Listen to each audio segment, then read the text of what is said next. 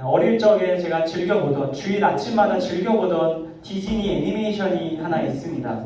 바로 알라딘과 요술램프라는 디즈니 애니메이션입니다. 이 작품은 알라딘이라는 한 남자가 요술램프 속에 갇혀있는 지니라는 요정을 만나면서 일어나는 일들을 다루는 만화입니다. 이 알라딘이라는 사람이 요술램프를 문지르게 되면 그 안에 저주로 인해 갇혀있었던 진이라는 요정이 나타나서 그 주인된 알라딘에게 너의 소원 3가지를 들어주겠다라고 말하는 것을 보게 됩니다. 진이가 알라딘에게 3가지 소원을 들어주는 그 모습을 보면서 제가 교회 가기 전에 하나님께 기도하는 것이 아니라 주일 아침에 디즈니 만화 영화를 보면서 야, 하나님이 나한테 저렇게 해주시면 얼마나 좋을까 이런 생각을 했던 기억이 있습니다. 그런데 오늘 저희가 함께 나눈 이 열왕기상 말씀 속에도 바로 이 만화 애니메이션이나 나올 법한 소원을 들어주는 요정을 만난 한 사람의 이야기가 등장하고 있습니다. 그 사람은 바로 솔로몬이라는 사람입니다. 오늘 말씀에 등장하는 이 솔로몬이라는 사람은 다윗과 밧세바라는 여인 사이에서 태어난 3번째 아들입니다.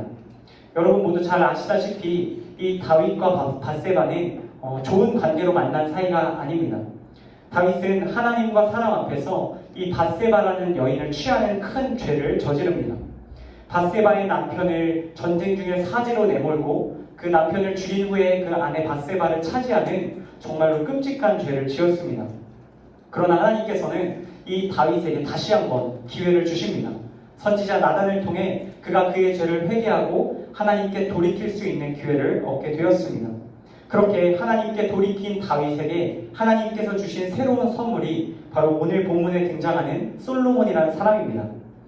하나님께서는 다윗의 아들 이 솔로몬을 통해서 다윗 집안에서 이스라엘의 왕위를 이을 수 있게 도와주십니다.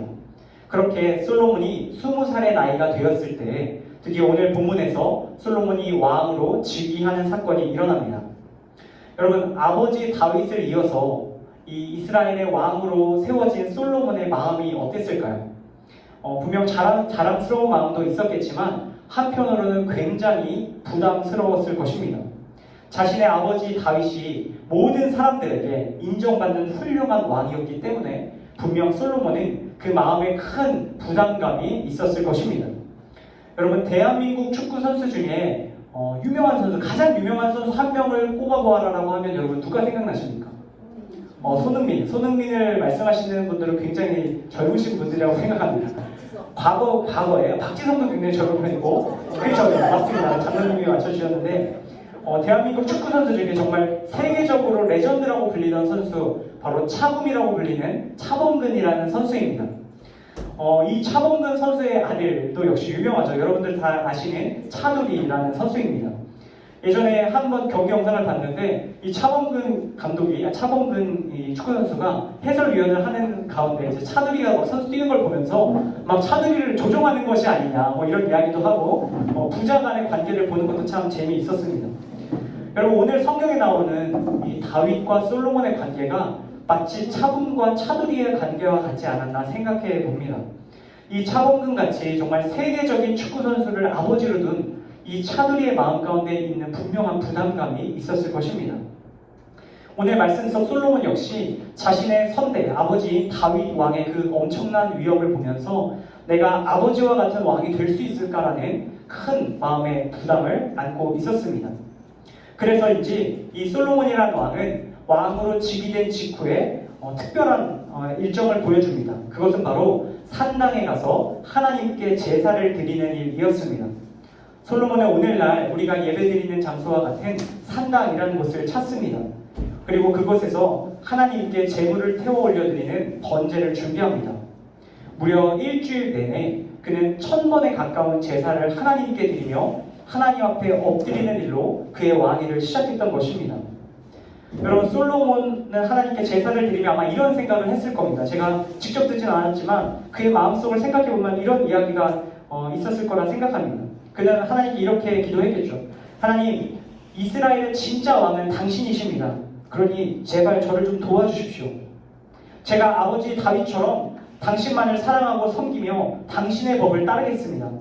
제 안에 큰 부담감이 있지만 제가 무엇보다 하나님을 섬기는 그런 왕이 되겠습니다. 바로 이와 같은 기도를 하나님께 올려드리며 그는 왕의 첫 일정을 시작합니다. 그런데 하나님께서 바로 이러한 솔로몬의 첫 걸음을 굉장히 기쁘게 생각하십니다. 그리고 오늘 그 증거로 5절의 말씀을 우리에게 들려주십니다. 우리 같이 한번 5절 말씀 다시 한번 읽겠습니다. 시작. 기브온에서 밤에 여호와께서 솔로몬의 꿈에 나타나시니라. 하나님이 이르시되 내가 내게 무엇을 줄고 너는 구하라. 아멘. 하나님께서 1000번째 후에 기진맥진하여 잠에 든 솔로몬의 꿈속으로 찾아가십니다.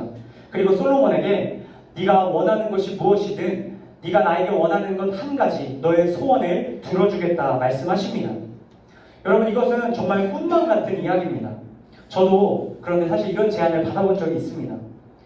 저에게는 7살 아래 늦둥이 동생이 있습니다. 남동생인데 아버지께서 제 동생이 태어나고 나서 이제 병원에서 있는 동안에 이제 저에게 이런 제안을 주셨습니다. 아빠가 너무너무 큰 기쁨을 얻었으니까 너에게도 그에 상응하는 선물을 주겠다. 지금부터 네가 원하는 게 뭐든지 상관없으니 금액도 상관없고 품목도 상관없으니 네가 원하는 게 뭐든지 하나만 사주겠다. 이렇게 말씀을 하셨습니다. 여러분 저 7살 차이로 동생이 태어났으니까 제가 7살이었잖아요. 7살짜리가 막 머리를 엄청 굴린 겁니다. 그런데 7살짜리가 아이는 얼마나 물건을 알겠습니까? 막 고민하다가 엄마가 좋은 거는 백화점에 있다라는 얘기를 했던 게 떠올랐습니다. 그래서 제가 아버지한테 거기 백화점을 가야 된다고 백화점의 장난감 코너로 가자고 그렇게 말씀을 드렸습니다. 그렇게 아버지의 차를 타고 엄마와 동생이 있는 병원에 들리기 전에 백화점을 향해서 가던 도중에 아버지가 어느 길에서 살짝 이제 빨간불이 떠서 차를 이렇게 정차하셨는데 제 눈에 길가 쪽에 팔고 있는 장난감이 보였습니다.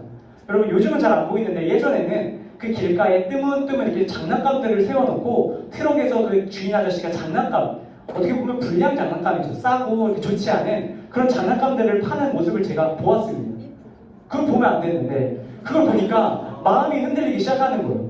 조금만 참아서 백화점에 가면 근사한 게임기를 살 수 있는데 모르겠습니다. 아버지가 일부러 그쪽에 정차하신 것 같기도 하고 네, 어쨌든 저는 거기서 저도 모르게 저걸 사야겠다. 저 인형을 사야겠다.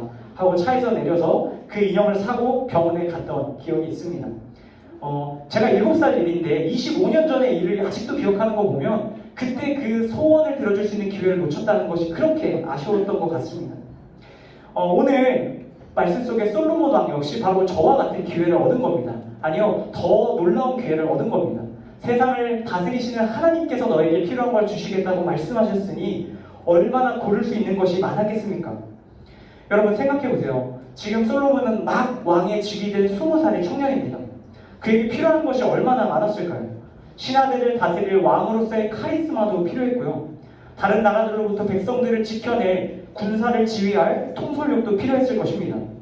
또한 아버지 다윗이 받았던 존경과 그런 덕망도 분명히 필요했을 것입니다.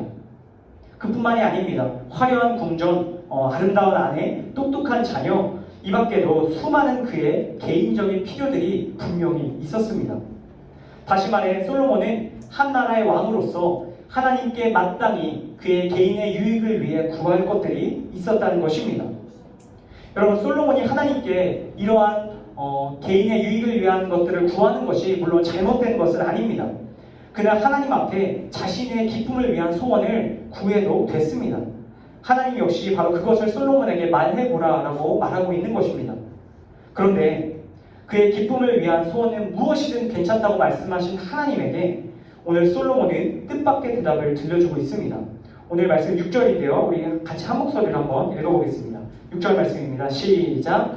솔로몬이 이르되 주의 종 내 아버지 다윗이 성실과 공의와 정직한 마음으로 주와 함께 주 앞에서 행함으로 주께서 그에게 큰 은혜를 베푸셨고 주께서 또 그를 위하여 이 큰 은혜를 항상 주사 오늘과 같이 그의 자리에 앉을 아들을 그에게 주셨나이다.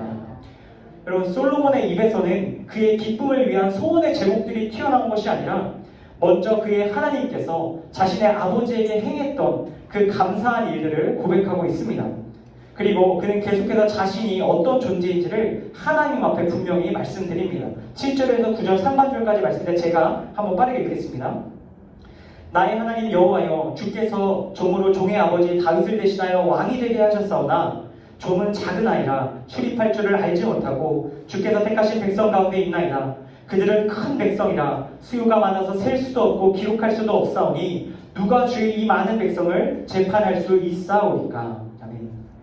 여러분, 솔로몬은 하나님께서 자기에게 맡기신 그 사명을 다시 한번 하나님 앞에 말씀드리고 있습니다. 그리고 그 맡겨진 사명을 감당하기에 부족한 자신을 고백합니다. 그리고 그 끝에 솔로몬은 자신의 진정한 소원을 하나님께 말씀드립니다. 오늘 마지막 말씀인데 우리 9절 하반절 말씀 우리 같이 한번 읽겠습니다. 시작. 듣는 마음을 종에게 주사 주의 백성을 재판하여 선악을 분별하게 하옵소서. 아멘. 솔로몬은 하나님께 이렇게 말합니다. 하나님께서 제게 맡겨주신 그 귀한 일, 곧 하나님의 백성을 돌볼 능력이 제게 없습니다. 하나님께서 제게 맡기신 그 귀한 일, 하나님의 백성을 돌볼 능력이 제게 필요합니다. 하나님께서 제게 맡기신 그 귀한 일을 해낼 수 있는 지혜, 곧 듣는 마음이 제게 필요합니다. 하나님께 이처럼 그의 소원을 말씀드리고 있는 겁니다. 여러분, 그렇습니다. 솔로몬의 소원의 그 마음의 중심 가운데는 하나님의 기쁨이 있었습니다.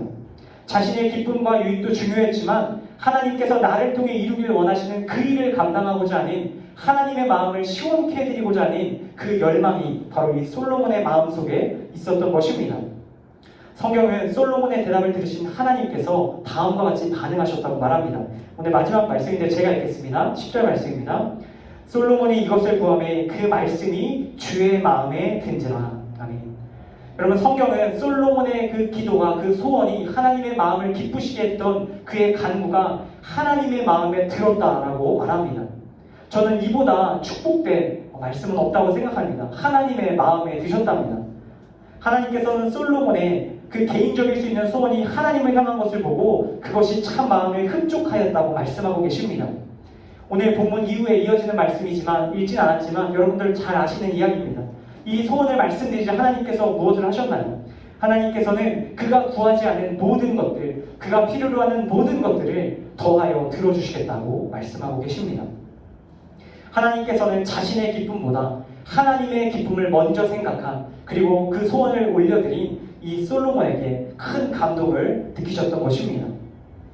사랑하는 이곳에 계신 우리 특조스템 여러분, 우리에게도 분명 하나님께 구할 여러 가지 소원이 있을 것입니다.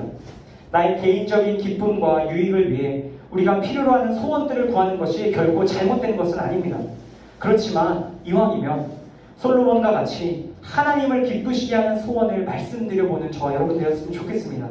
하나님께서 특별히 나에게 맡기신 사명을 감당하기 위해 우리가 그것을 위해 기도할 때 하나님께서는 그 소원을 그 어떤 소원보다 기뻐하시는 줄로 믿습니다.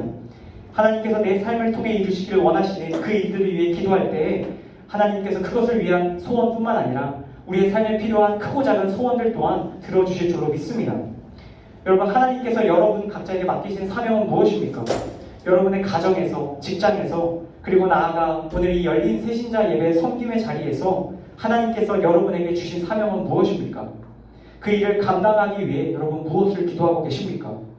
하나님께서 우리들에게 그 맡겨진 일들을 위하여 기도하는 모습을 기대하고 계십니다. 우리가 그 일들을 위하여 기도하며 나아갈 때에 하나님께서 우리를 통해 맡겨진 사명을 감당케 하실 줄로 믿습니다. 우리 각 사람의 인생 가운데 솔로몬과 같이 함께 하시며 주의 놀라운 일들을 이루실 줄로 믿습니다. 오늘 말씀을 맺으며 제가 아까 처음에 말씀드린 알라딘과 요술램프 결말을 잠시 소개해드리려고 합니다. 램프의 요정 지니는 알라딘에게 세 가지 소원을 들어주겠다고 말합니다. 첫 번째 소원을 들어주었고 두 번째 소원을 들어줍니다. 그런데 저에게 그 마지막 세 번째 소원이 굉장히 마음 가운데 깊이 남았습니다. 알라딘이 이 램프의 요정 지니에게 들어달라고 말했던 마지막 소원이 무엇인지 아십니까? 그것은 바로 이 램프 속에 수천 년 동안 갇혀 있었던 이 지니의 저주를 풀고 지니가 자유롭게 살아갈 수 있는 소원을 들어달라라는 것이었습니다. 한 번밖에 남지 않은 어찌 보면 가장 소중한 그 소원을 바로 이 자신의 소원을 들어주었던 지니를 위해 사용했던 것입니다. 자신의 기쁨이 아닌 자신의 기쁨을 들어주려 했던 그 상대를 위해서 소원을 구할 때에 그것이 큰 감동이 되었습니다. 비록 만화였지만 어린 제게 알라딘의 소원은 멋진 소원이라 생각되었습니다. 저와 여러분 모두가 하나님 앞에 멋진 소원을 구하실 수 있기를 바랍니다. 하나님의 마음을 기쁘시게 하는 그 소원을 구하실 때에 먼저 그의 나라와 그의 의를 위하여 여러분들이 기도하며 나아갈 때에 하나님께서 우리의 삶을 축복하실 줄로 믿습니다. 나의 소원, 나의 기쁨을 넘어 하나님의 소원을 들어드리는 멋진 소원을 하나님께 아뢰는 저와 이곳에 모이신 우리 사랑하는 특조 스탠드 여러분 다 되시기를 주님의 이름으로 간절히 축복합니다.